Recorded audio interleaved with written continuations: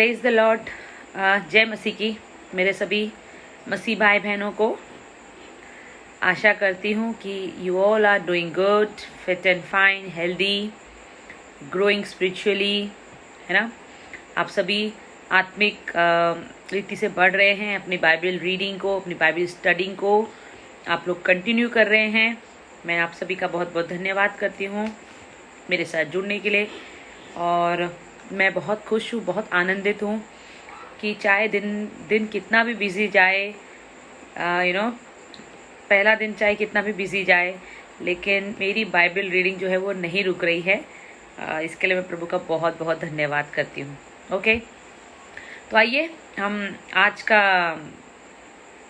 Bible reading अपना start करते हैं। तो जैसे कि हम लोग बाइबल स्टडी कर रहे हैं, तो हम लोग छोटा सा रिवीजन जो हम करते हैं हर रोज़ 8 चैप्टर का, जैसा कि हमने कल देखा कि किस प्रकार यीशु मसीह जो है वो अनेक प्रकार की बीमारियों से हमें चंगाई देता है। हम लोगों ने आगे के चैप्टर में पढ़ा है, आप लोगों को अगर याद होगा 4th चैप्टर में हम लोगों ने पढ़ा है, 23rd से जो वर्सेस हैं उसमें हमने पढ़ा है कि यीशु मसीह सारी बीमारियों से हमें चंगा करता है, हमारे दुर्बलताओं से हमें बाहर निकालता है, दुष्ट आत्माओं से हमें बाहर निकालता है। तो ये सब चीज़ें हमने देखी। और कल भी हमने देखा कि कोढ़ी को किस प्रकार चंगा किया गया, उसका विश्वास देखा गया, सूबेदार का विश्वास देखा गया और किस प्रकार उसका सेवक चंगा किया गया। अनेक रोगियों को चंगा करना हमने देखा। फिर हमने देखा कि किस प्रकार जो है तूफान से यीशु के सेवक जो थे वो डरने लगे, तो यीशु ने किस प्रकार उनको डांटा, उनसे कहा अल्पविश्वासियों, जब मैं तुम्हारे साथ हूँ तो तुम क्यों डर करते हो, है ना।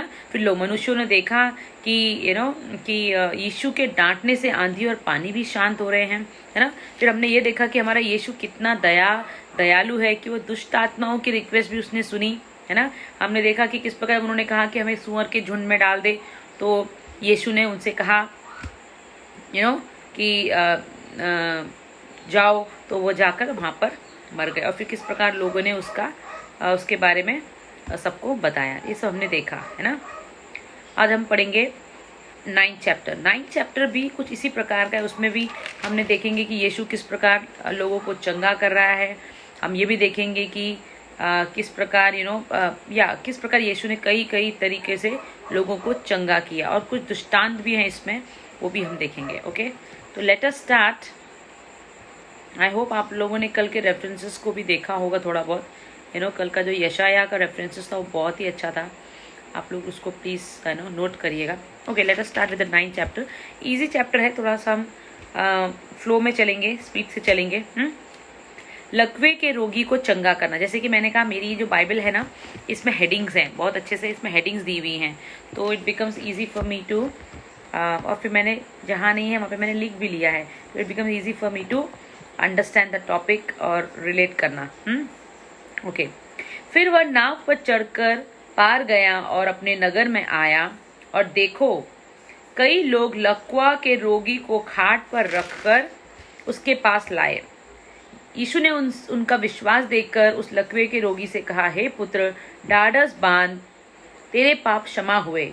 इस पर कई शास्त्रियों ने सोचा, यह तो परमेश्वर की निंदा करता है। मतलब लोगों को लगा, हाउ डेयर, इसके पास ऐसी अथॉरिटी कहाँ से आई? हम तो खाली इसको चंगाई के लिए यहाँ लेकर आए हैं, हमको तो खाली मिरेकल्स देखना है ना। आजकल का प्रॉब्लम यही है कि लोगों को अंदर का क्लियरेंस नहीं चाहिए। हमारे पापों से क्षमा करने के लिए हमारा यीशु इस धरती पर आया है ना। जो हम लोग जो कई पाप करते हैं, कि पाप में रहते हुए हम परमेश्वर के पास नहीं जा सकते, है ना। तो लोगों को चमत्कार चाहिए कि ये चंगा हो जाए, है ना। तो कहते हैं कि अरे, उनको लगा कि अरे, जो गॉड का अथॉरिटी ये कैसे बोल रहा है कि तेरे पाप क्षमा करने की अथॉरिटी तो केवल गॉड के पास है। तो निंदा करता है। यीशु ने उनके मन की बातों को जानकर, जाहिर सी बात है, यीशु हमारा परम पिता उद्धार करता है, उसने हमें बनाया है, तो वो जो है वो सबकी मन की बातों को जानता है ना। तो उनकी मन की बातों को जानकर कहा, तुम लोग अपने मन में बुरा विचार क्यों कर रहे हो? सहज क्या है? क्या सही तुम्हारे लिए ये है, यह कहना कि तेरे पाप क्षमा हुए, यह कहना कि उठ और चल फिर? मतलब तुम क्या चाहते हो? तुम केवल ये चाहते हो कि मैं इसको बोलूँ उठ फिर चल, और वो चलने लगे, उसका लकवा ठीक हो जाए, और उसका पाप क्षमा के बारे में न कहूँ? तुम्हारे लिए क्या सहज है? परंतु इसलिए कि तुम जान लो कि मनुष्य के पुत्र को पृथ्वी पर पाप क्षमा करने का अधिकार दिया है। तो फिर यीशु कहता है इस बात को जान लो कि मैं जो मनुष्य जो कि मनुष्य के पुत्र को पृथ्वी पर पाप क्षमा करने का अधिकार दिया। यीशु अपने बारे में कह रहा है कि मुझे जो कि मैं परमेश्वर का पुत्र हूँ, मुझे इस संसार में पाप क्षमा करने का अधिकार दिया है। तब उसने लकवे के रोगी से कहा, उठ, अपनी खाट उठा और अपने घर चला जा। है ना, पहले पाप क्षमा किए, मतलब तेरे पाप क्षमा होते हैं। तो हमें प्रार्थना में हर दिन पश्चाताप करना बहुत ज़रूरी है, क्योंकि कई बार जाने अनजाने भी हम पाप कर बैठते हैं, गलतियां कर बैठते हैं, मिस्टेक्स हो जाती है। तो हमें परमेश्वर से चंगाई नहीं पूछनी है, चंगाई हमें हमारे पापों की क्षमा से हमें चंगाई मिलती है। देखिए यहाँ पर जीसस ने कहा पहले कि तेरे पाप क्षमा होते हैं, और उसके बाद उससे कहा कि उठ फिर और चला जा। वह उठकर अपने घर चला गया। लोग यह देखकर डर गए और परमेश्वर की महिमा करने लगे जिसने मनुष्यों को ऐसा अधिकार दिया। फिर लोग जो है वो सुनकर डर गए, देखकर डर गए कि भाई इसने कैसे, है ना, यीशु ने कैसे इस आदमी को पाप क्षमा करने का बोला और इसको चंगाई भी दे दी। तो इस पर्टिकुलर वर्स में हम लोग को बहुत इंपॉर्टेंट चीज़ है कि हम जब भी प्रार्थना करते हैं तो हमें खाली चंगाई के लिए, खाली ब्लेसिंग्स के लिए और हमें अन्य सांसारिक चीज़ों के लिए प्रार्थना नहीं करनी, हमें अपने पापों की क्षमा के लिए प्रार्थना करें। जब यीशु हमारे पापों को क्षमा करता है, यीशु के बलिदान के द्वारा हमारे पाप क्षमा हुए, जब हम उसे अंगीकार करते हैं, तब अपने आप चंगाइयाँ, ब्लेसिंग, सब बहुतायत की आशीषें हमारे जीवन में आती हैं। नेक्स्ट, अभी आगे के कुछ वर्स हम पढ़ेंगे। मत्ती का बुलाया जाना। वहां से आगे बढ़कर यीशु ने मत्ती नामक एक मनुष्य को महसूल की चौकी पर बैठे देखा और उससे कहा, मेरे पीछे हो ले। वह उठकर उसके पीछे हो लिया। I just love this, okay, मुझे बहुत पसंद है कि वह उठा और उसके पीछे हो लिया। No questioning, no arguments, no doubts, पीछे हो लिया। ओबीडियंसी। जब वह घर में भोजन करने के लिए बैठा तो बहुत से महसूल लेने वाले और पापी आकर यीशु और उसके चेलों के साथ खाने बैठ गए। यह देखकर फरीसियों ने उसके चेलों से कहा, तुम्हारा गुरु महसूल लेने वालों और पापियों के साथ क्यों खाता है? हाँ, oh my God, what is he doing? यह सुनकर यीशु ने उनसे कहा, वैद्य भले चंगों के लिए नहीं परंतु बीमारों के लिए आवश्यक है। यीशु ने उनसे कहा कि जो डॉक्टर होता है, जो वैद्य होता है, वो क्या अच्छे खासे हट्टे खट्टे फिट एंड फाइन लोगों के लिए do we visit doctors? No. जो बीमार होते हैं, जिन्हें तकलीफ है, जिन्हें मेडिसिन की ज़रूरत है, वही डॉक्टर को विजिट करते हैं, वही डॉक्टर के पास जाते हैं। हम जो आदमी हट्टा खट्टा है, फिट एंड फाइन है, उसे कोई बीमारी नहीं है, कोई तकलीफ नहीं है, हेल्दी है, क्या वो डॉक्टर के पास जाएगा? क्या वो डॉक्टर को बोलेगा, hi doctor, how are you? No, he will not go. Only a sick person will visit a doctor.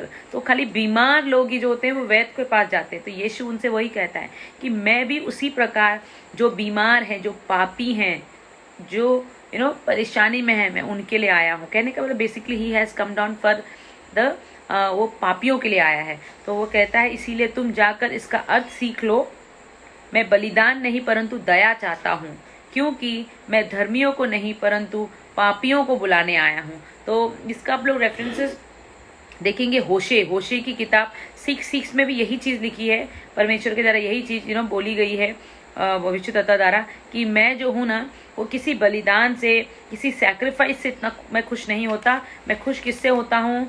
मैं दया से प्रसन्न होता हूँ, दया चाहता हूँ। मैं दया चाहता हूँ कि तुम छोटे लोगों पर, पापी लोगों पर तुम दया करो, ना कि उनके साथ बुरा व्यवहार करो, उन्हें अलग करो।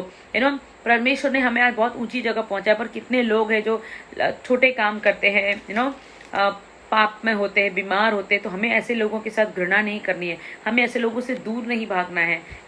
मैंने ऐसा कहीं देखा है कि जब लोग लाइफ में ग्रो कर जाते हैं तो फिर वो जब छोटे लेवल के लोगों को फिर वो लोग तुच्छ समझते हैं, अपने आप को कहते हैं हम मसीह हैं, हम सेवक हैं। But that doesn't work, that doesn't work. परमेश्वर ने क्या कहा है कि मैं बलिदान नहीं परंतु दया चाहता हूँ। हमें दया दिखानी, सब पर हमें दया दिखानी है, चाहे वो अपने परिवार वाला हो, चाहे बाहर वाले हो, क्योंकि मैं धर्मियों को नहीं परंतु पापियों को बुलवाने आया हूँ। यीशु ने कहा कि जिस प्रकार वैद्य जो है वो केवल बीमारों के लिए है, तो मैं भी केवल पापियों को बुलाने, परंतु मैं धर्मियों को नहीं परंतु पापियों को बुलाने आया हूँ। मैं जो पाप में पड़े हुए लोग हैं उनको मन फिराव का सुसमाचार सुनाकर उन्हें मैं अपने राज्य में लेने आया हूँ। धर्मी जन ऑलवेज सेफ, क्योंकि परमेश्वर का कहना है कि धर्मी की प्रार्थना सुनी जाती है। धर्मी जो होते हैं वो परमेश्वर के आंखों के सामने हमेशा बने रहते हैं। तो हमें धर्म हमेशा धर्मी बने रहना है, क्योंकि यीशु जो है वो हमेशा हमारे साथ है। लेकिन जो पापी हैं उन्हें भी निराश नहीं होना है, उन्हें बिल्कुल निराश नहीं होना है कि हम तो पापी हैं, हम तो छोटे हैं, हम तो गरीब हैं, हम लो लेवल का काम करते हैं। नहीं, आप जो भी हैं, आप परमेश्वर की नज़र में आप सर्वश्रेष्ठ हैं, आप परमेश्वर की नज़र में मास्टर पीस हैं, आप उनके master piece creation, the best creation है ना। आप परमेश्वर की नज़र में, आप परमेश्वर ने आपको अपनी आंखों के मतलब अपने आंखों का तारा है आप, तो आप प्रेशियस हैं उनके लिए। तो आप अपने आप को ना छोटा समझिए ना नीच समझिए। और जो कोई अगर आपको समझता है, आपके साथ वाले, आपके कलीग, चर्च में कोई भी अगर आपके साथ इस प्रकार का बिहेव करता है, थोड़ा सा अलग प्रकार का बिहेव करता है, do not worry, let them, वो अपना प्रतिफल भोगेंगे। आप लेकिन अपने आप को छोटा नहीं समझिए, क्योंकि हम जो है वो परमेश्वर के मास्टरपीस क्रिएशन हैं। Okay, next.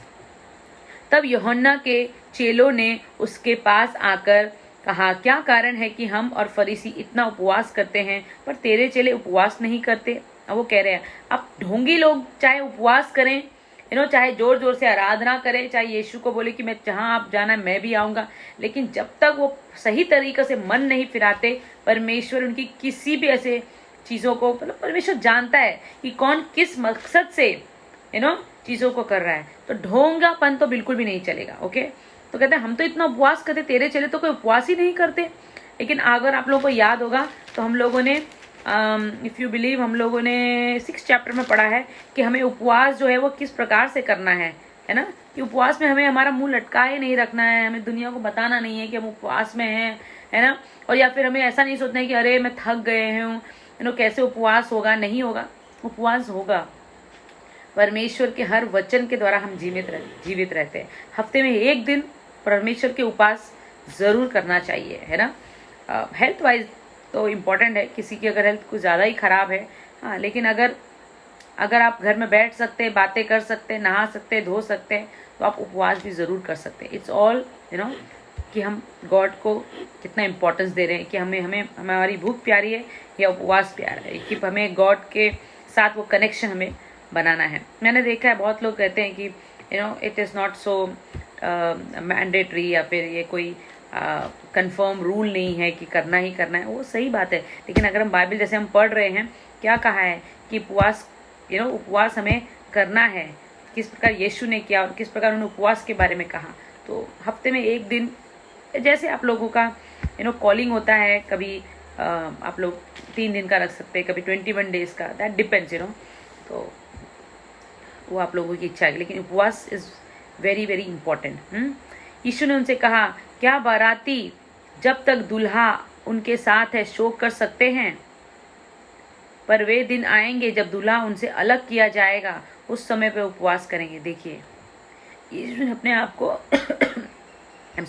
यीशु ने अपने आप को दूल्हा कहा है कि जब बारात लेकर जाते हैं और दूल्हा उनके साथ होता है, तब क्या वो शोक मनाते हैं, वो उपवास करते हैं?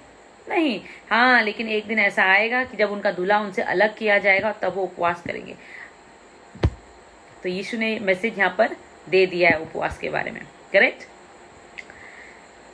कोरे कपड़े का पैबंद पुराने वस्त्र पर कोई नहीं लगाता, क्योंकि वह पैबंद उस वस्त्र से कुछ और खींच लेता है और वह अधिक फट जाता है। अगर उसको ज़रा हम वहाँ पर स्टिक करेंगे तो वो जो है वो ज़्यादा फट जाएगा, वो अधिक फट जाता है। और लोग नया दाखरस पुरानी मशकों में नहीं भरते, क्योंकि ऐसा करने से मशकें फट जाती हैं और दाखरस बह जाता है और मशकें नष्ट हो जाती हैं। परंतु नया दाखरस नई मशकों में भरते हैं और वे दोनों बचे रहते हैं। आई थिंक ये बहुत इजी दोनों ही दृष्टांत हैं, कि जैसे कि उन्होंने कहा कि कोरे कपड़े का पैबंद पुराने वस्त्र पर नहीं लगाया जाता, क्योंकि फिर उसको अगर हम यूज़ करेंगे ज़्यादा तो वो स्ट्रेच होने की वजह से वो फट जाएगा। दूसरा उन्होंने ये कहा कि जो व्हाट डू यू से दिस दाखरस जो है, जो पुराना होता है, उसको अगर हम नए में रखेंगे तो जो बोतल जो है वो फट जाएगी, वो फूट जाएगी। जैसे नया दाखरस जो है वो नए में ही रखा जाता है और पुराना दाखरस उन्हीं मशकों, पुराने दाखरस को नए मशकों में शिफ्ट नहीं किया जाता, नहीं रखा जाता, क्योंकि वो इतनी उनमें इतने एसिडिक हो जाता है, क्योंकि वो फिर फट जाता है। इसलिए कहा कि उसको नए मशकों को हमेशा, नए दाखरस को हमेशा नई मशकों में ही भरते, जिससे कि दाखरस भी बचा रहे और मशकें भी बची रहे, बॉटल्स भी बची रहे, आई मीन टू से दाखरस भी बचा रहे और मशकें भी बची रहे, दोनों ही बचे रहे। कहने का मतलब है कि यीशु ने उनसे यही कहा कि जब दूल्हा उनके साथ है तो उन्हें शोक मनाने की, यीशु उनके साथ है भी, राइट, यीशु उनके साथ भोजन कर रहा है, यीशु उनके साथ चल फिर रहा है, चंगाई दे रहा है, तो जब मैं उनके साथ में भी हूँ तो उन्हें शोक करने की कोई आवश्यकता नहीं है। इस तरह से यीशु ने उनको एग्जाम्पल दिया और कहा कि दोनों ही चीज़ों को सेफ रखना है, मशकों को भी और दाखरस को भी, है ना। तो ये था फरीसियों और उन लोगों का प्रश्न उपवास को लेकर। फिर उन्होंने, यीशु ने और चीज़ें भी समझाई हैं कि वह उनसे यह बातें कह ही रहा था कि देखो, एक सरदार ने आकर उसे प्रणाम किया और कहा, मेरी पुत्री अभी मरी है, परंतु चलकर अपना हाथ उस पर रख तो वह जीवित हो जाएगी। यीशु उठकर अपने चेलों समेत उसके पीछे हो लिया और देखो, एक स्त्री ने जिसको 12 वर्ष से लहू बहने का रोग था, पीछे से आकर उसके वस्त्र के आंचल को छू लिया। देखिए कि बोला, मेरी पुत्री मर गई है, परंतु चलकर अपना हाथ उस पर रख दे तो वो जीवित हो जाएगी। तो यीशु उठकर अपने चेलों समेत चलने लगा उस लड़की को चंगा करने के लिए। ठीक है, अब और देखो क्या हुआ कि एक स्त्री ने जिसकी 12 वर्ष से लहू बहने का रोग था, उसको 12 इयर्स से ब्लीडिंग की प्रॉब्लम थी, उसने आके यीशु के खाली वस्त्र के आंचल को छुआ, छोर को छुआ, क्योंकि वह अपने मन में कहती थी, यदि मैं इसके वस्त्र को छू लूं तो मैं चंगी हो जाऊंगी। उसका विश्वास देखिए, उसका विश्वास था कि अगर मैं यीशु के वस्त्र को भी अगर खाली छू लूंगी तो मैं चंगी हो जाऊंगी। यीशु ने फिरकर उससे कहा, पुत्री ढाढ़स बांध, तेरे विश्वास ने तुझे चंगा किया है। क्या कहा? ढाढ़स बांध, तुझे तेरे विश्वास ने ही चंगा किया है। अतः वह स्त्री उसी घड़ी चंगी हो गई, उसी घड़ी वो चंगी हो गई। जब यीशु सरदार के घर में पहुंचा और बांसुरी बजाने वालों और भीड़ को हुल्लड़ मचाते देखा, तब कहा, हट जाओ। लोग चिल्ला रहे थे, चीख रहे थे कि लड़की जो मर गई, शोक मना रहे थे। तो यीशु ने कहा, हट जाओ, लड़की मरी नहीं पर सोती है। अरे तुम लोग क्यों चिल्ला रहे? लड़की मरी नहीं है, वो तो सो रही है। इस पर वे उसकी हंसी करने लगे कि कैसा है, ये तो मर गई है, हम लोग शोक कर रहे, हम लोग चिल्ला रहे, रो रहे, और ये कह रहा है कि ये तो मरी नहीं है।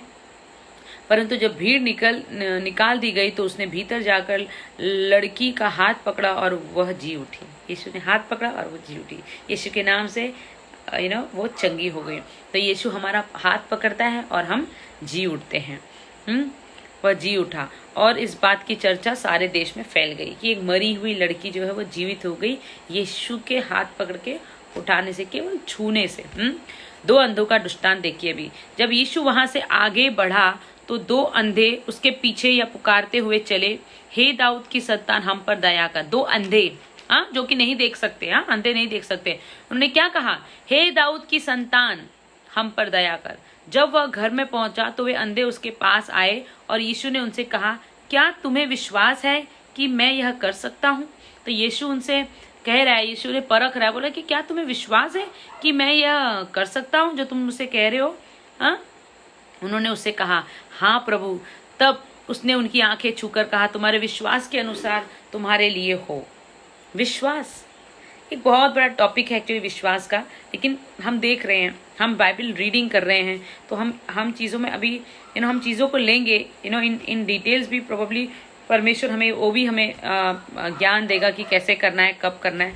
लेकिन क्योंकि फिलहाल हम रीडिंग और हम अपनी रीडिंग कंप्लीट कर रहे हैं, बाइबल की स्टडी हम लोग कर रहे हैं, तो ये हम देख रहे हैं कि दुष्टान जो दिए किस प्रकार दिए हुए, कैसे यीशु जो है वो एग्जाम्पल्स के साथ बात करता है, चेकिंग करके बात करता है। तो विश्वास का यहाँ देखिए क्या कहा है कि तुम्हें लगता है कि मैं ऐसा कर सकता हूँ? तो वो कहते हैं कि हाँ हमें लगता है। तो उसने आंखों को छुआ और तुम्हारे विश्वास के अनुसार तुम्हारे लिए हो जाए। कहा जैसा तुम विश्वास करते हो तुम्हारे लिए ऐसा हो जाए। तो आप इमेजिन कर सकते हैं हमारा विश्वास क्या होना चाहिए, क्या होना चाहिए हमारा विश्वास, क्योंकि हम जो विश्वास करेंगे यीशु ने कह दिया है कि तुम्हारे विश्वास के अनुसार हो जाए। और उनकी आंखें खुल गई। यीशु ने उन्हें चिताकर कहा, सावधान, कोई इस बात को न जाने। पर उन्होंने निकलकर सारे देश में उसका यश फैला दिया। यीशु ने उन्हें कहा कि इस बात को मत बताने, कि मुझे ये बात बहुत अच्छी लगी। और मैंने एक बहुत बड़े पास्टर के द्वारा इसके बारे में सुना भी था। एकदम सही है कि यीशु जो है he doesn't want name fame कि सब लोग मेरे बारे में जाने कि मैं बहुत बड़ा चमत्कार करता हूँ, चंगाई देता हूँ, मेरे पास इतनी सामर्थ्य है। He doesn't want all that because he is the son of our father, almighty father, he knows. लेकिन आजकल के ज़माने में ऐसा नहीं। आजकल अगर थोड़ा भी अगर कहीं कुछ हो जाता है उसकी पब्लिसिटी उसके बारे में लोगों को बताना, उसके एड्स, पता नहीं मे बी लेकिन मैं ऐसा मानती हूँ कि अगर हम प्रभु के राज्य में अपने आप को फोकस रखें ना, फोकस हमारी नज़र केवल परमेश्वर पे होनी चाहिए, इधर इधर नहीं होनी चाहिए। अगर हम ऐसे रखेंगे तो परमेश्वर हमें सब कुछ देगा, सब कुछ देगा, क्योंकि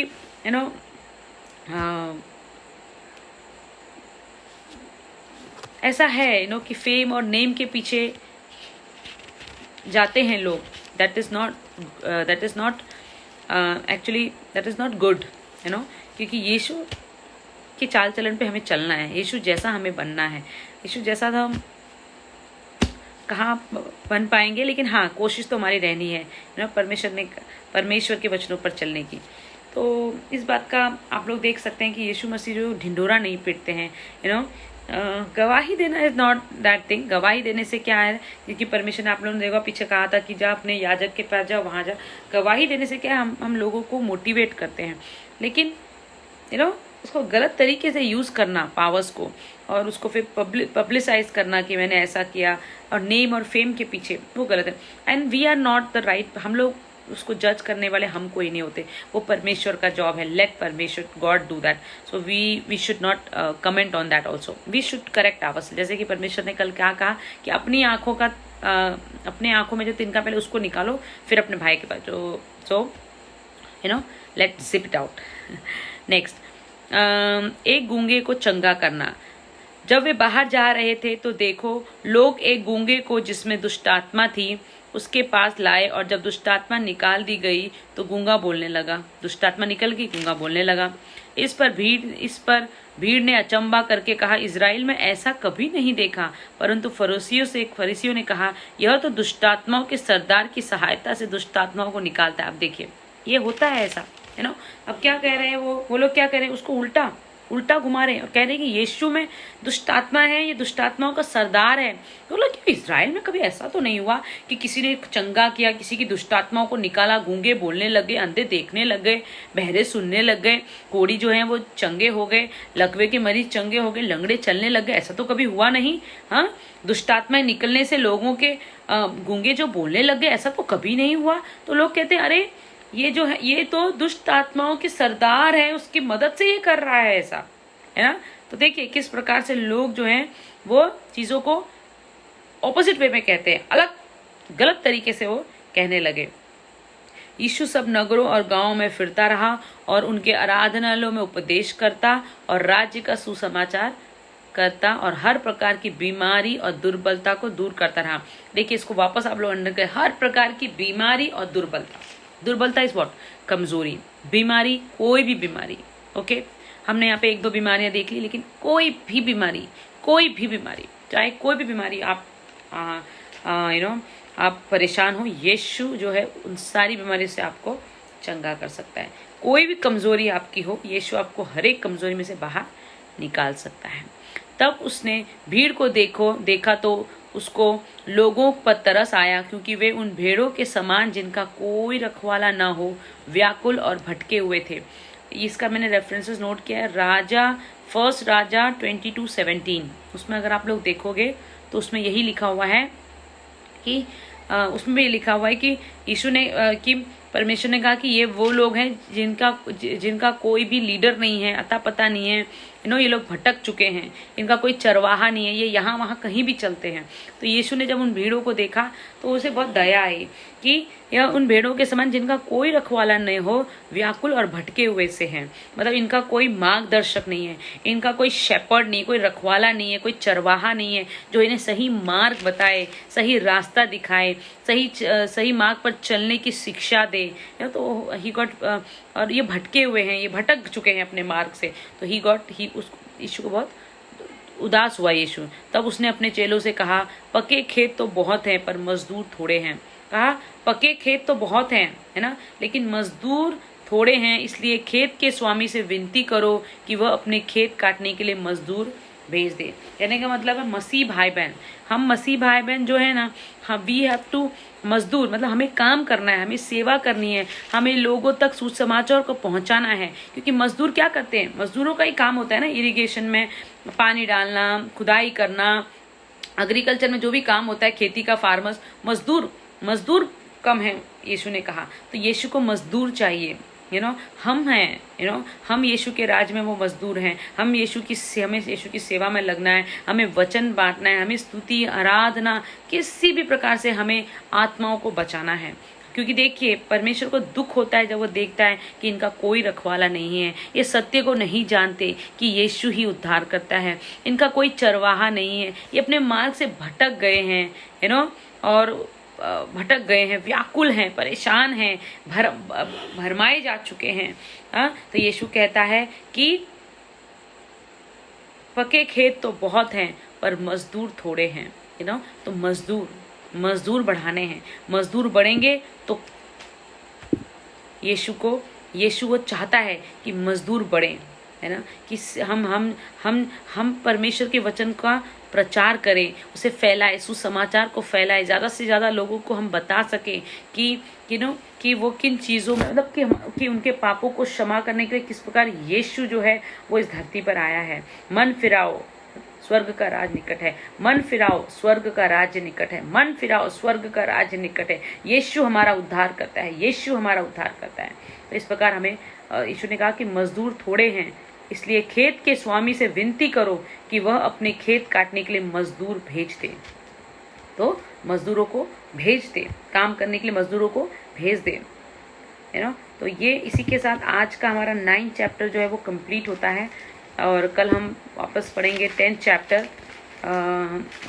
तो आई होप आज का चैप्टर जो है इजी चैप्टर था, इसमें हमने देखा कि किस प्रकार चंगाई किया। फिर हमने ये भी देखा कि उपवास के बारे में जो फरीसियों ने जो प्रश्न किया, यीशु ने किस प्रकार उसका आंसर दिया, और किस प्रकार यीशु ने कहा है कि जब उनका दूल्हा उनके साथ नहीं होगा तब उन्हें उपवास करना पड़ेगा। अभी उनका दूल्हा उनके साथ है, इसीलिए उन्हें वो लोग उपवास नहीं कर रहे। यीशु उनके साथ खा रहा है, पी रहा है, यीशु उनके साथ है ना। फिर हमने देखा कि किस प्रकार यीशु ने मृत लड़की को जीवित किया, बीमार स्त्री को चंगा किया। विश्वास को हमने देखा कि यीशु विश्वास से कितना प्रसन्न होता है ना। और फिर हमने ये भी देखा कि यीशु ने किस प्रकार गूंगे में से दुष्ट आत्मा को निकाला तो वह गूंगा ठीक हो गया। फिर लोगों ने किस प्रकार उसको गलत कहा कि ये तो दुष्ट आत्माओं का सरदार है, इसलिए उनकी मदद से वो ऐसा कर रहा है। तो अपोजिशंस भी हमने देखा कि लोग कैसे बोलते हैं, है ना। अंधों का दृष्टांत हमने देखा कि अंधों का विश्वास, हमने देखा कि अंधों का कितना विश्वास था यीशु पर। यीशु ने कहा तुम्हारे विश्वास के अनुसार हो जाए। फिर हमने देखा कि यीशु ने कहा है कि कि पके हुए खेत तो बहुत हैं पर मजदूर बहुत कम हैं। मतलब आशीषें बहुत सारी हैं, बहुत सारे पके हुए खेत हैं, लेकिन उनको काटने वाले बहुत कम हैं, कटनी करने वाले बहुत कम है ना। तो कटनी करने वाले चाहिए परमेश्वर के। खेत तो बहुत है पके, आशीष से बहुत है, आशीष से दुनिया भर की, ब्लेसिंग्स दुनिया भर की, परमेश्वर ने सब कुछ हमारे लिए रखा हुआ है, लेकिन उसको काटने वाला, हार्वेस्टिंग, कटनी के लिए मजदूर ही नहीं है, लेबर ही नहीं है, करने। तो इस पृथ्वी के लोगों को हम पृथ्वी में जितने भी लोग हैं, हम सबको, हमें अपने भाई बहनों को रिलीज करना है, सोल्स को बचाना है, रिलीज करना है, हमें उनको बचाना है, हमें उन्हें लाना है, हमें उन खेतों में उन्हें लाना है जहाँ पर पके हुए फसलें हैं, और उसे काटना है। तो मजदूर बढ़ाने हैं, है ना। और मजदूर बढ़ाने का काम हर मजदूर का काम है कि वो और मजदूरों को लेकर आए, है ना। और मजदूरों को लेकर संसार में जितने भी मनुष्य हैं, उन सबको यीशु के बारे में, उन सबको उन पके हुए खेतों में लाना है और कटनी में लगाना है। करेक्ट। यही यीशु मसीह ने कहा है। उनका दिल दुखा जब उन्होंने देखा कि ये जो भेड़ें, ये बिखरी हुई भेड़ों के समान है, व्याकुल भेड़ों के समान है, इनका कोई रखवाला नहीं है, भटके हुए हैं। तो हमें भटके हुए लोगों को यीशु के पास लाना है, उन्हें सहारा देना है, उन्हें एक जगह बतानी कि भाई भटकने की जरूरत नहीं है, व्याकुल होने की जरूरत नहीं है, ये तुम्हारी सही जगह है। यीशु के पास लाना है, उनके मनों को शांत करना है, उन्हें उन पके हुए खेतों में रखना है जहाँ वो भी कटनी में शामिल हो जाएं। करेक्ट। तो इसी प्रकार आज का हमारा 9 चैप्टर भी फिनिश होता है। मैं आप सभी का बहुत बहुत धन्यवाद करती हूँ कि आप मेरे से जुड़े हैं, और आगे भी हम अपनी बाइबल रीडिंग को कंटिन्यू करेंगे। मैं बहुत खुश हूँ कि मेरी बाइबल रीडिंग कंटिन्यूस हो रही है। जो मैं सोचती थी वो हो गया यीशु के नाम से। यीशु ने मुझे रास्ता दिखाया करे। तो बहुत बहुत धन्यवाद आप सभी का। God bless you all.